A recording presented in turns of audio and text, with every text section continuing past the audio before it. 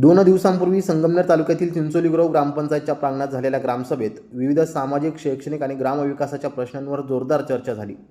यावेळी सामाजिक कार्यकर्ते सागर गोडगे यांनी अनेक प्रश्न उपस्थित करत प्रशासनाचे लक्ष वेधले। गावातील एका व्हॉट्सअप ग्रुपवर माजी मंत्री बाळासाहेब थोरात यांच्याबाबत आक्षेपार्ह आणि बदनामीकारक स्वरूपाचा व्हिडिओ प्रसारित झाल्याचा मुद्दा गोडगे यांनी ग्रामसभेत उपस्थित केला। अशा प्रकारच्या पोस्टमुळे गावातील सामाजिक वातावरणावर परिणाम होण्याची शक्यता असल्याचे सांगत संबंधित पोस्टचा निषेध करून आवश्यक ती कायदेशीर कारवाई करण्याची मागणी त्यांनी केली आहे। यानंतर चिंचोली गुरव येथील रयत शिक्षण संस्थेच्या छत्रपती शिवाजी विद्यालयाच्या नवीन इमारतीचा मुद्दाही चांगला चर्चेत आला। या इमारतीसाठी ग्रामस्थांकडून जमा करण्यात आलेल्या देणगीची एकूण रक्कम, त्यातून झालेला खर्च आणि सध्या उपलब्ध असलेली शिल्लक याचा संपूर्ण हिशोब ग्रामस्थांसमोर पारदर्शकपणे सादर करावा अशी मागणी सागर गोडगे यांनी केली आहे। हा संपूर्ण हिशोब एका महिन्याच्या आत ग्रामस्थांना उपलब्ध करून द्यावा अशी मागणी देखील यावेळी त्यांनी केली। चिंचोली गुरव नवीन ग्रामपंचायत ग्रुपमध्ये जवळजवळ 579 माणसं होते। त्या 579 माणसांनी बाळासाहेब थोरातांचा झालेला अपमान जो बघितला, त्या 579 माणसांवर आमचा निषेध आम्ही तो व्यक्त केला। आमच्या नेत्या संदर्भात त्यांनी असं काही कुठली पोस्ट करू नये। दुसरा महत्त्वाचा विषय आम्ही मांडला की जी शाळा आहे, शाळा कमिटी व्यवस्थापन, या तिन्ही गोष्टींनी आम्हाला समाधानकारक कुठल्याही प्रकारचे उत्तर दिलेले नाहीये। त्या शाळेकडे आलेली रक्कम, जमा झालेली रक्कम, रयत शिक्षण संस्थेने दिलेली रक्कम, या सगळ्या गोष्टींचा पाठपुरावा आम्ही करण्यापेक्षा त्यांनी गावासमोर यावे। त्यांना 1 महिन्याची मुदत दिलेली आहे। शिक्षक संख्या, शाळेतल्या मुतारी, इतर सुविधा या सर्व त्यांनी आमची व्यथा या पत्रकार बंधूंच्या माध्यमातून मांडलेली आहे। अनेक रस्ते जे गावात रखडलेले, ते रस्ते कागदपत्र व इतर माध्यमातून त्या रस्त्यांचा पाठपुरावा करण्यासाठी आम्हाला विलासांना जे काही ग्रामपंचायतीचे सरपंच आहेत त्यांनी सुद्धा आम्हाला पाठबळ दिलेलं आहे।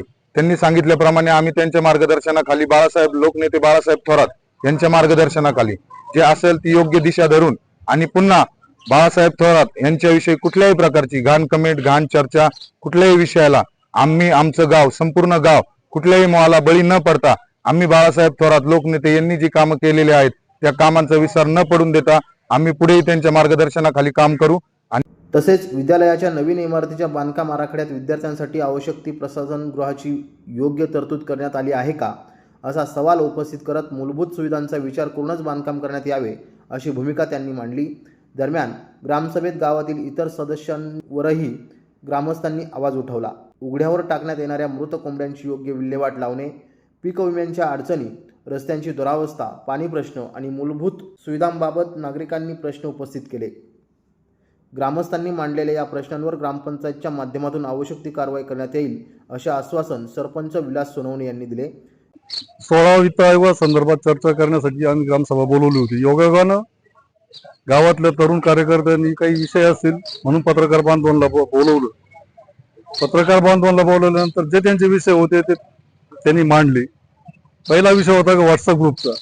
आता व्हॉट्सअप ग्रुपचा सगळ्यांनी सांगितलं व्हॉट्सअप ग्रुप हे चालू करू, कोणी कोणता नेता असू, समजा देशाचा पंतप्रधान असू, महाराष्ट्राचे मुख्यमंत्री असू, आपल्या तालुक्याचे माजी आमदार असू, सध्याचे आमदार असू, यांनी सांगितलं महिन्याच्या मुदत आपण पुढच्या महिन्यातच आमच्या कर्मवीर अण्णांची जयंती आहे, त्या कर्मवीर अण्णांच्या जयंतीमध्ये आपण आतापर्यंत कोणी कोणी किती पैसे दिले, काय काय खर्च झाला, इमारतीला खर्च किती झाला, या संदर्भात आपण नक्की हिशोब देऊ।